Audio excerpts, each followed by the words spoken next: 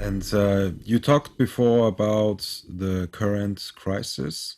Hmm. So, what's your thoughts on that? In what aspect? Um, Well, at the one hand, from your perspective, from your job side, and what do you anticipate will be, which direction things might be going, and how to deal? hmm.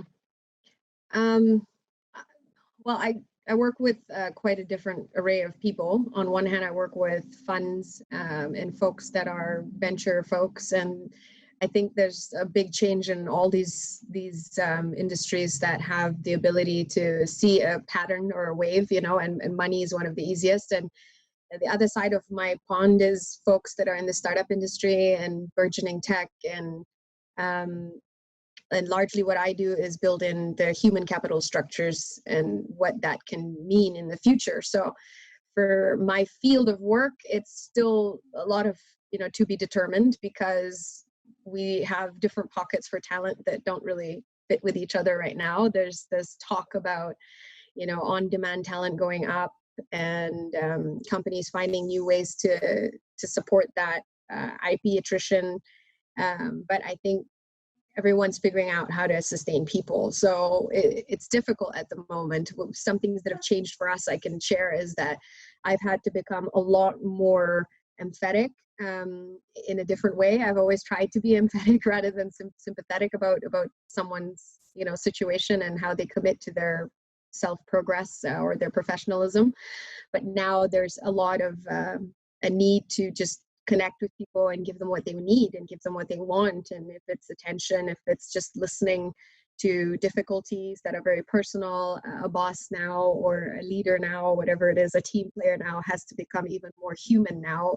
That's something that I've realized. So it's difficult when you own your own effort. You have to make more time for that now. So long gone, I think, are the structures where we used to all clock in, put on a hat, and then clock out. And now you really have to face the reality that you're responsible in a way for a person's state of mind, even more so than you ever were before. And so I've had to change the way I ask questions. I've had to change the way I approach vulnerability. Um, I do see some scary sort of agency-like trends. I mean, I worked with a ton of agencies myself, never in their shoes, but working with them, of course. And I think a lot of skewing of, solution thinking. If you address vulnerability, you'll address it all. Uh, if you address diversity, you'll address it all. And those kind of thoughts are a little bit misleading as well. So I find a lot of our teammates are searching for that one word solution for themselves too, to sort of see the end, the light at the end of the tunnel. But then at the end of the day, what they need is a team that works with them in reality. And that's a lot different. So, yeah. Okay. And do you think the current crisis will pose a chance that there will be bigger change towards what you've just said? I think so. I think those who have resilience will probably see it through in a different way. It's just a matter of what are the counterweights of our systems these days. So if we're working with the same structures we worked with before, and we're resilient through that, that's good too, because those were the structures before, and you have all these new structures, new business models, new sustainable community structures and funding structures that are trying to come through and prove itself. um, I think it just is a matter of all sides of the perspective being as resilient as possible. So we will come through if we are resilient and methodical, and maybe a little bit slower, and a little less satisfied with our returns, our immediate returns. Um, Everything is not sustainable on just immediate dopamine or immediate gratification, and so those things have to be worked in and worked into an SOP and stuff like that. So I think these are the micro methods that everyone needs to look at. There's a lot of talk, but it's really hard to actually do it, I've noticed. Yeah. Okay. And from your experience from the last 2 months with the companies that you work, do you Mhm. have the impression that most companies are resilient, or do you see that it's very problematic what's happening right now for many companies? What's your impression? I mean, it depends. It's very industry specific and very sector specific.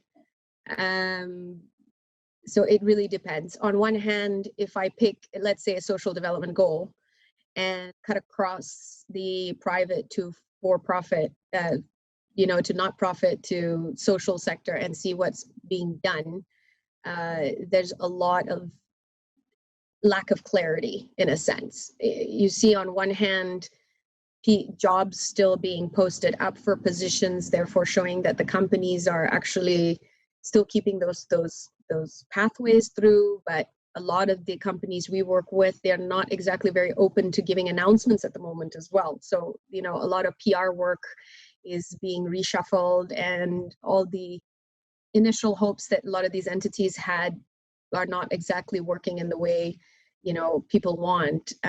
There's still so much being done. That's the truth.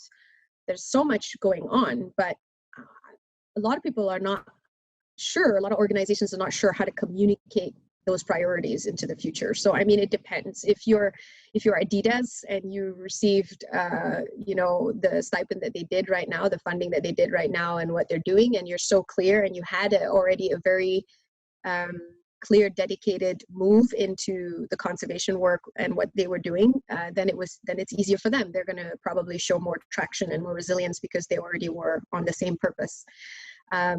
But companies that are finding that now are probably getting really jolted, so what I find is not a lot of people want to come out with stories. So I have to pull it out even more, say, hey, talk about your environmental work, talk about the emissions. And the pushback right now is, but why would I do that? There's, we have to address the job loss. We have to address other PR stories and brand stories that are more important. And and it comes back to basically allowing your colleagues to do what they do and trusting them.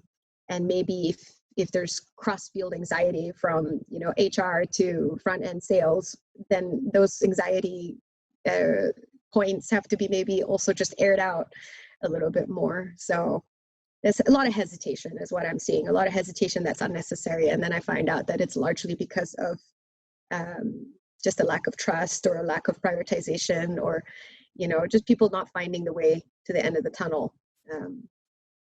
And some folks are looking at new careers, trying to, but they're unsure, so you got a lot of leaders that have not had their chance to really truly lead, who are frustrated and are pushing into looking left and right and losing their own sense of purpose.